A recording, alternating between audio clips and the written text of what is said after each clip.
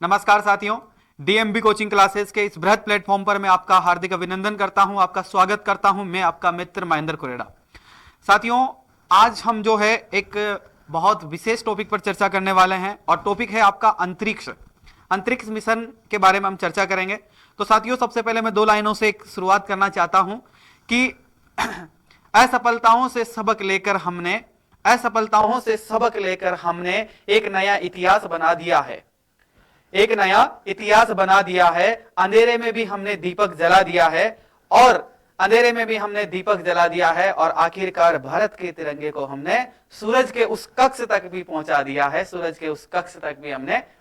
है। तो साथियों, सबसे पहले तो आप सभी को बहुत बहुत बधाई और शुभकामनाएं डीएमबी कोचिंग क्लासेस के परिवार की तरफ से। वो इसलिए साथियों क्योंकि हमारा जो आदित्य L1 मिशन जो था वो हाल ही के 3-4 घंटे पहले जो है अपने कक्ष में पहुंच चुका है। उसके लिए भी हाल ही में हमारे जो माननीय प्रधानमंत्री मोदी जी है उन्होंने भी आप सभी देशवासियों को बधाई दी है। तो डीएमबी कोचिंग क्लासेस के इस प्लेटफॉर्म की तरफ से मैं आप सभी का हार्दिक अभिनंदन या बधाई देता हूं।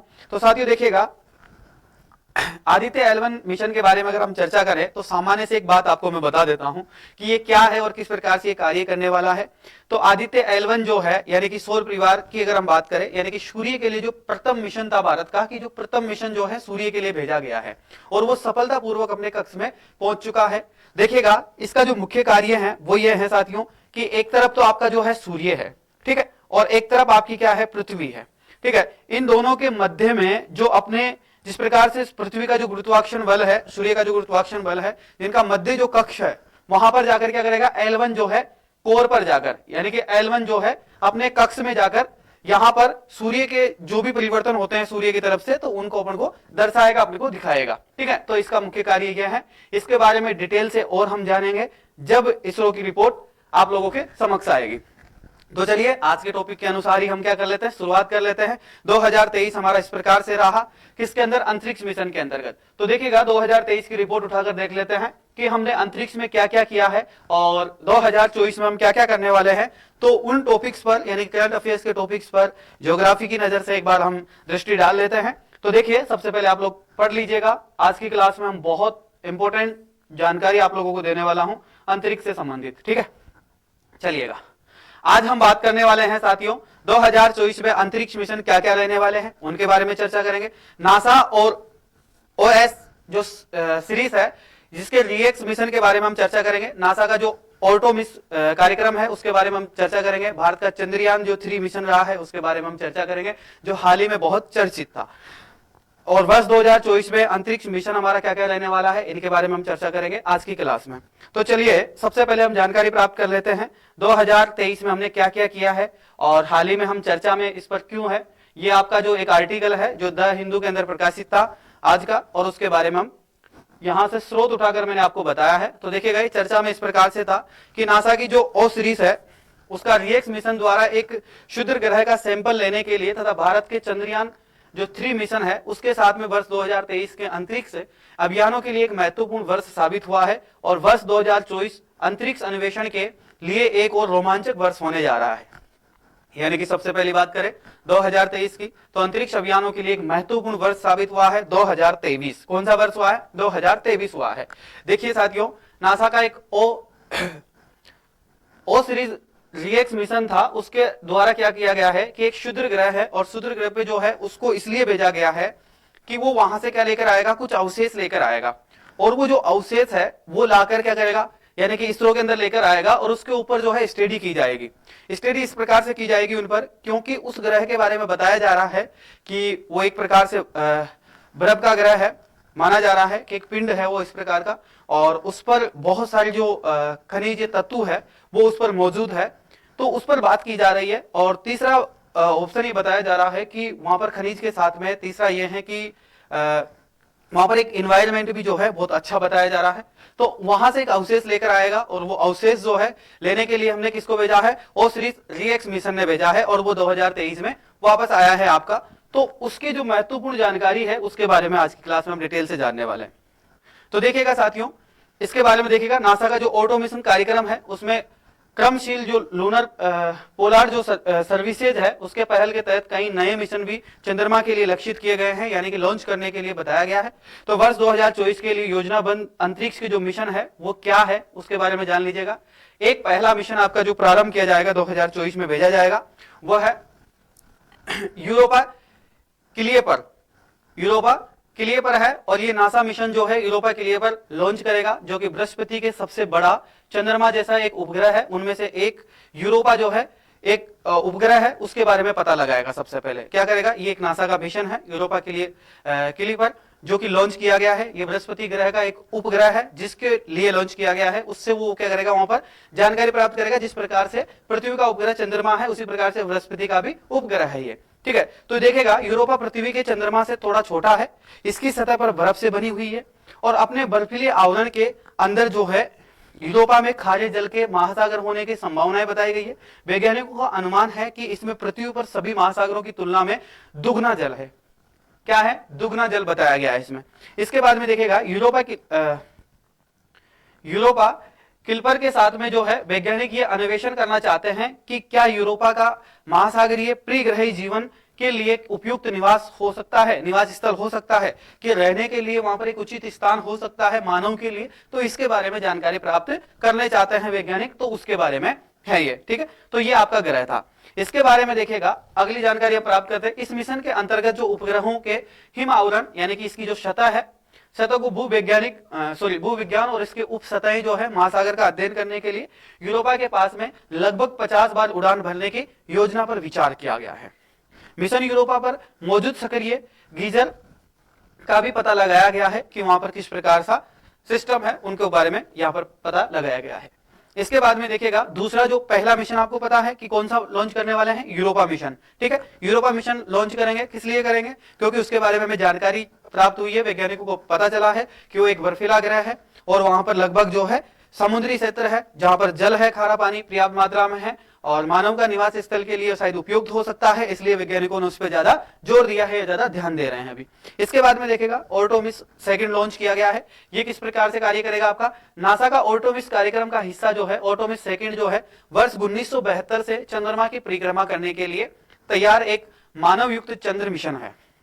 कब का है, 1972 का है, जिसका लक्ष्य चंद्रमा की सतह पर अन्य बिंदुओं पर अंतरिक्ष यात्रियों को उतारना है। ऑर्टोमिस कार्यक्रम का नाम जो है ग्रीक पौराणिक कथाओं में से अपोला के एक जुड़वा बहन के नाम पर रखा गया था, जो कि अपोला जो है एक देवता भी आप मान सकते हैं, इसको एक देवता है, आप लोगों ने पढ़ा होगा इतिहास के अंदर, ठीक है। तो ये उसके नाम पर रखा गया है इसका नाम, ठीक है। तो इसकी जुड़वा बहन के नाम पर जो है इसका रखा गया, इसका नाम रखा गया है, ठीक है। चलिएगा, ये जो है जानकारी क्या देता है, 10 दिवसीय यात्राओं की योजना वाले इस कार्यक्रम का उद्देश्य जो है चंद्रमा पर प्रणालियों को निरंतर उपस्थिति होने का प्रमाणित करता है, ये कि कौन सी प्रणालियां यहाँ पर उपस्थित है और कौन सी नहीं है उसको प्रमाणित करता है, ठीक है। ऑर्टोमिस की फर्स्ट जो सफलता के अनुवर्ती इस महत्वपूर्ण मिशन है, जिसमें पहला अश्वेत महिला अंतरिक्ष यात्री शामिल थी, जो कि वर्ष 2022 में 22 के अंत में एक मानव रहित लूनर कैप्सूल का परीक्षण किया है इसने। ऑर्टोमिस सेकंड जो है विस्तृत अंतरिक्ष प्रवासन की तैयारियों और मंगल ग्रह पर आगामी जो मिशनों की आधारशील के रूप में चंद्र अन्वेषण के लिए यानी कि नासा को प्रतिबद्धता के रेखांकित करता है, यानी कि आने वाले समय में किन किन समस्याओं का सामना करना पड़ेगा, ये एक नासा को संकेत देता है, किन किन चीजों से जो है हमें आगे बढ़ने में जो है एनर्जी मिलती है। इस प्रकार से, जिस प्रकार से देखिएगा आप पढ़ रहे हैं अभी, ठीक है। अब हमने ये करंट अफेयर्स का टॉपिक पढ़ा, मान लीजिए आपके एग्जाम में जैसे आपने कोई टेस्ट सीरीज ज्वाइन कर रखी है, उसमें आपको मान लीजिए करंट अफेयर्स संबंधित एक ऐसा सवाल आ जाता है आपके सामने और उसको आप बहुत आसानी से हल कर पाते हो, तो आपको एक तरीके से बूस्ट आप बांटते हैं ना कि नहीं यार शायद करंट अफेयर्स को और ध्यान से पढ़ा जाना चाहिए, मेरा ये क्वेश्चन और राइट होता, ठीक है, और आने वाले एग्जाम में शायद ऐसे क्वेश्चन आने वाले हैं, तो आपको खुद को क्या मिलती है, एनर्जी मिलती है। तो इसी प्रकार से जो है नासा को भी एनर्जी मिलती है, क्योंकि ये जो चंद्रमा पर छोटे छोटे जो अभियान चला रहे हैं, ठीक है, ये अंतरिक्ष में भेज रहे हैं, अन्वेषण कर रहे हैं, ठीक है, इन पर चर्चा कर रहे हैं, इन पर अध्ययन कर रहे हैं, तो इनसे क्या मिलता है, बूस्ट मिलता है कि हाँ आने वाले समय में जो है मंगल ग्रह पर हम जाने में सक्षम होंगे और इन समस्याओं का हमें सामना करना पड़ सकता है, ठीक है। यानी कि एक तरीके से अनुभव जो है हमें प्राप्त हो रहा है वहां से। चलिएगा, इसके बाद में देखिएगा जो तीसरा मिशन है आपका BIP ईयर द्वारा चंद्रमा पर जल की खोज की जा रही है, यानी कि अगर हम बात करें volatiles investigating polar exploration rover यानी कि VIPER के द्वारा एक गल्फ कोर्ट के आकार का रोबोट है, जिसका उपयोग जो है नासा द्वारा वर्ष 2024 के अंत में चंद्रमा के दक्षिणी ध्रुव का पता लगाने के लिए किया जाएगा। नासा के द्वारा 2024 में आपका कौन सा यानी कि एक रोबोट भेजा जाएगा, एक गल्फ कोर्ट है, कोर्ट का आकार का है, एक रोबोट है, वो रोबोट जाएगा नासा के द्वारा, उसको भेजा जाएगा। कौन से ध्रुव में भेजा जाएगा? चंद्रमा के दक्षिणी ध्रुव में भेजा जाएगा। और किसके लिए भेजा जाएगा? तो जल के बारे में पता लगाने के लिए कि जल है या नहीं है, ठीक है, तो जल की जानकारी प्राप्त करेगा। इस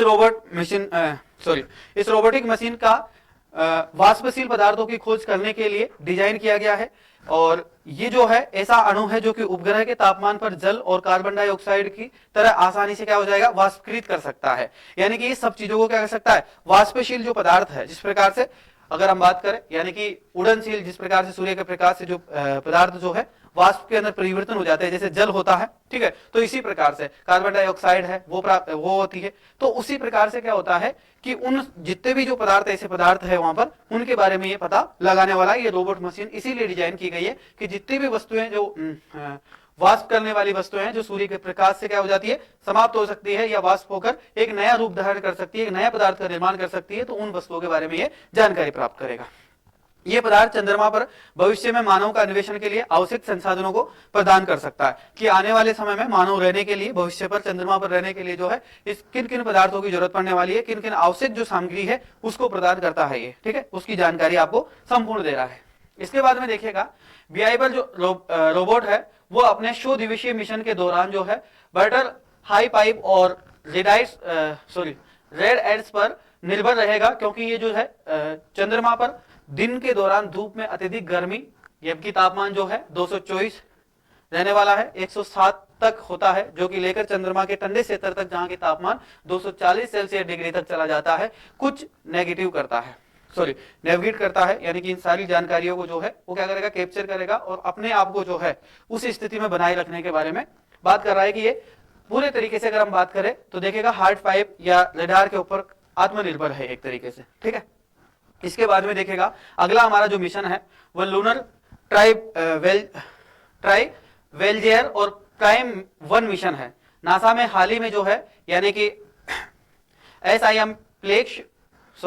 SIMPLX नामक एक छोटा कम लागत वाला ग्रहीय मिशन एक श्रेणी में जो है निवेश किया है, जो ग्रहों की खोज के लिए एक छोटा निवेशन है। यानी कि एक छोटे मिशन की शुरुआत की गई है और वो इस प्रकार का एक छोटा मिशन है जिससे क्या होगा यानी कि इन्वेस्ट कम करना पड़ेगा, ठीक है। तो देखिएगा ये मिशन जो है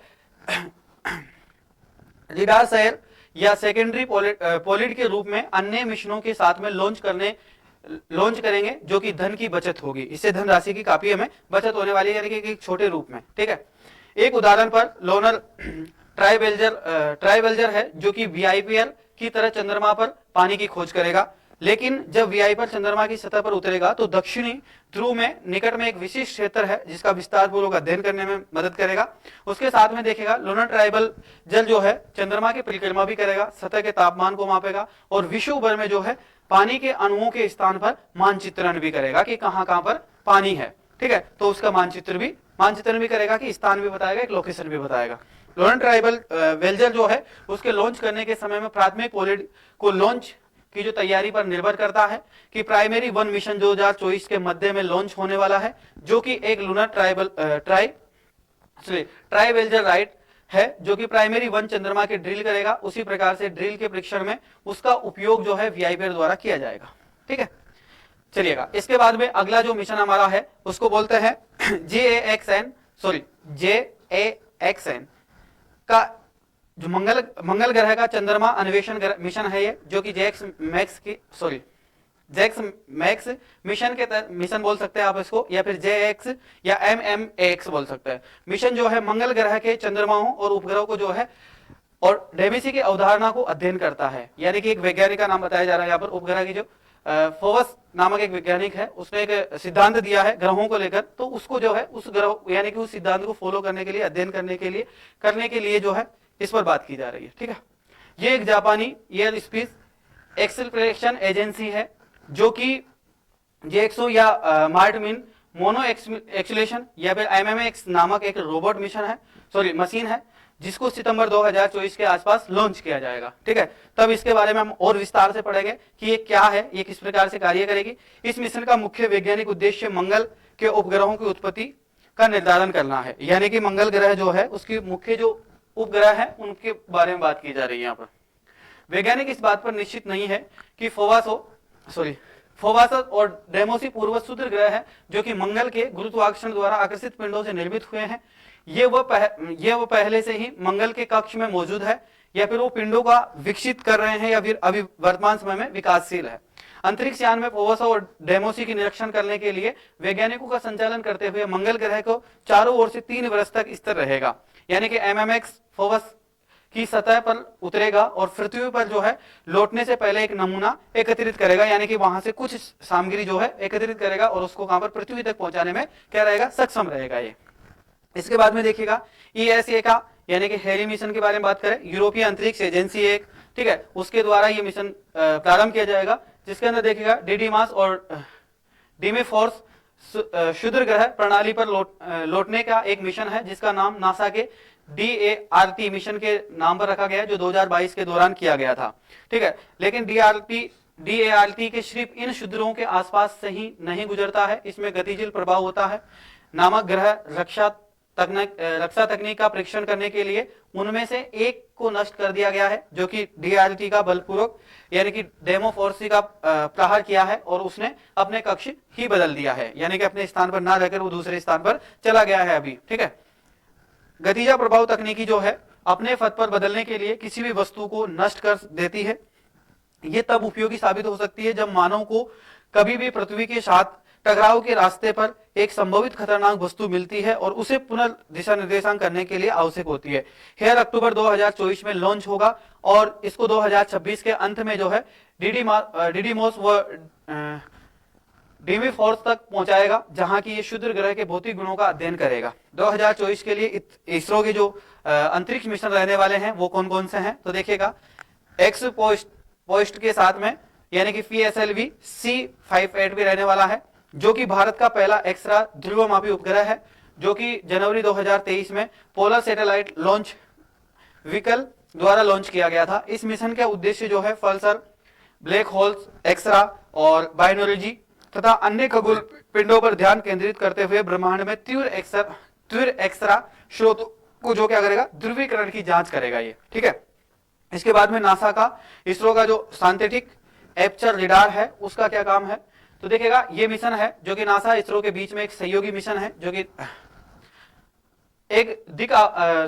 आवर्तिक सिंथेटिक एपर्चर रडार उपग्रह है, जिसका रिमोट सेशन के लिए डिजाइन किया जाता है, जो कि पारिस्थितिक तंत्र में यानी कि जिस प्रकार से हिम हो, द्रव्यमान हो, वनस्पति हो, बायोमास हो तथा प्राकृतिक खतरों सहित विभिन्न पृथ्वियों की प्रणाली का अंतर्दृष्टि प्रदान करता है। ठीक है, जिसमें से देखिएगा प्रथम है आपका गगनयान 1 मिशन भारत में मानव अंतरिक्ष उड़ान कार्यक्रम में एक महत्वपूर्ण कदम रहा है। चालक दल के 3 सदस्यों वाली यह परीक्षण उड़ान जो है मानव युक्त अंतरिक्ष अन्वेषण का मार्ग प्रशस्त करने के लिए इसरो तथा हिंदुस्तान के एरोनॉटिक्स टैक्सी लिमिटेड के बीच में एक सहयोगात्मक प्रयास था, यानी कि सभी ने मिलकर एक प्रयास किया था। इस प्रकार से मंगलयान 2 जो है, अगर हम इसकी बात करते हैं मंगलयान 2 अथवा पृथ्वी पर जो है मंगलयान 2 की अगर हम बात करते हैं, मंगल कक्षित मिशन जो है सफल मिशन के महत्वाकांक्षी से अगली श्रृंखला में रखा गया है। मंगल की सतह की अगर हम बात करते हैं तो वायुमंडल तथा जलवायु की परिस्थिति के अध्ययन करने के लिए उद्देश्य से इस मिशन को जो है तहत कक्ष क्षेत्र में यानी कि आर्बिटर अंतरिक्ष यान के हाइपर स्पेक्ट्रल कैमरा और मैग्नेटोमीटर तथा रेडार सहित उन जो उत्पन्न वैज्ञानिक उपकरण है, लेंस इत्यादि जो है इसके माध्यम से भेजे गए थे या लॉन्च किए गए थे, जिनके माध्यम से इनको क्या होता है, कैमरे से फोटो लेने के लिए मेगामीटर होता है, रेडार होता है, जिनसे क्या होता है कि किसी भी चीज का आसानी से आदान प्रदान किया जा सकता है, भेजा जा सकता है। MMS 2 यानी कि मंगलयान 2 की खोज में भारत की बढ़ती क्षमता का प्रमाण मिलता है। शुक्रयान 1 जो है वो भी आपका एक मिशन है, जो कि विनिस आर्बिटर मिशन के तहत में इसरो ने शुक्रयान 1 लॉन्च करने की योजना बनाई है, जो कि 5 वर्ष के लिए शुक्र ग्रह का अध्ययन करने वाले अंतरिक्ष यान है। इसका उद्देश्य शुक्र के वातावरण का अध्ययन करना, जो सूर्य के समीप स्थिति ग्रह के रहस्यों की खोज में भारत का पहला प्रयास रहा है। ठीक है, तो साथियों आज की क्लास आपकी यहीं पर समाप्त होती है। आज हमने अंतरिक्ष के बारे में बहुत सारी जानकारियां प्राप्त की है। एक बार आपके एग्जाम की दृष्टि से अगर आप देखना चाहते हैं तो एक बार आप देख लीजिएगा कि हमने किन किन चीजों पर विशेष तौर पर मुद्दे पर बात की है। देखिएगा, अंतरिक्ष मिशनों की अगर हम बात करते हैं तो इनकी जो शब्दावली है वो बहुत कठिन है। अगर हिंदी बेस पर अगर हम पढ़ते हैं तो इनकी जो शब्दावली है वो बहुत कठिन है। इनको आप याद रखने में भी क्या हो, असक्षम होंगे। ठीक है, वैसी बात नहीं है, आप याद रख सकते हैं, लेकिन इतना आसान नहीं है कि आप इसको जिस प्रकार से अन्य शब्दों को या अन्य सब्जेक्ट्स को याद रखते हैं उस प्रकार से आप इनको याद रख पाओ। ठीक है, तो कोई दिक्कत नहीं है, ऐसा इतना याद करने की जरूरत नहीं है। बस जो मेन चीजें हैं, यानी कि जो भारत के संदर्भ में है, जो भारत के द्वारा भेजी जा रही है, ठीक है, भारत की जो मिशन है उन पर आप विशेष ध्यान रखिए। 2024 के मिशन जिस प्रकार से मैंने आपको बताए हैं उन पर आपको ध्यान रखना है। आने वाले समय में हम इनके बारे में डिटेल से जानेंगे। जिस प्रकार से 2023 का मिशन था हमारा, जो हाल ही में अभी पहुंचा है 2024 के अंदर, अंतरिक्ष की तरफ से सबसे पहली जो खुशी की खबर दी है हमें, ठीक है, आदित्य L1 के बारे में बात कर रहा हूं। तो उसी प्रकार से 2024 में भी आपको बहुत कुछ मिलने वाला है। 2023 में भारत को अंतरिक्ष की खोजों में बहुत कुछ मिला है और ये एक ऐसा वर्ष रहा है जो कि सबसे बेस्ट मान सकते हैं। किसके लिए? नासा के लिए मान सकते हैं, या अंतरिक्ष की दुनिया में भारत के संदर्भ में आप इसको मान सकते हैं। ठीक है, 2023 में हमने अंतरिक्ष के रूप में बहुत कार्य किए हैं और काफी लंबे समय से हम प्रयासरत थे, प्रयास कर रहे थे। काफी जो नुकसान भी है हमारा हुआ है, कई बार हम असफल हुए हैं क्योंकि हमारे पास संसाधनों की कमियां थी पहले, और कई संसाधन हमारे पास उपलब्ध थे लेकिन हम उसका यूज नहीं कर पा रहे थे क्योंकि हमारे पास टेक्नोलॉजी का विकास कम था और टेक्नोलॉजी का उपयोग हम कम कर पा रहे थे। लेकिन हाल ही में जो है इन सारी चीजों को हम बहुत अच्छे से मैनेज कर पा रहे हैं। 2023 अच्छा रहा और ईश्वर से दुआ है कि अंतरिक्ष के बारे में 2024 में भी आपको जितने मिशन मैंने आपको बताए हैं ये सब बहुत जल्दी आपको खुशखबरी देंगे और बहुत अच्छी न्यूज आप लोगों को मिलेगी। और फिर मैं इसी प्लेटफॉर्म, इसी मंच से आप लोगों को एक बार फिर से बधाई दूं। ईश्वर से आप लोग ये दुआ करें। तो देखिए साथियों, आज की क्लास का कोड आपका रहने वाला है 07। ठीक है, जो भी विद्यार्थी क्लास को अंत तक, लास्ट तक देखता है, उस विद्यार्थी से निवेदन है कि अपना कोड कमेंट करे, साथ में अपना नाम कमेंट करे। ठीक है, और आप लोग अपनी जिम्मेदारी को अच्छे से निभा रहे होंगे। ठीक है, क्योंकि आप लोगों को कमेंट करना है तो कर सकते हैं, नहीं करना हो तो कोई दिक्कत नहीं है।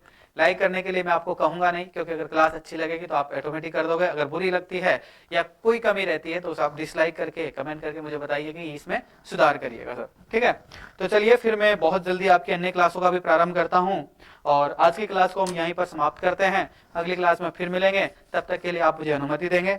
तब तक के लिए जय हिंद, जय भारत, वंदे मातरम। थैंक यू, धन्यवाद।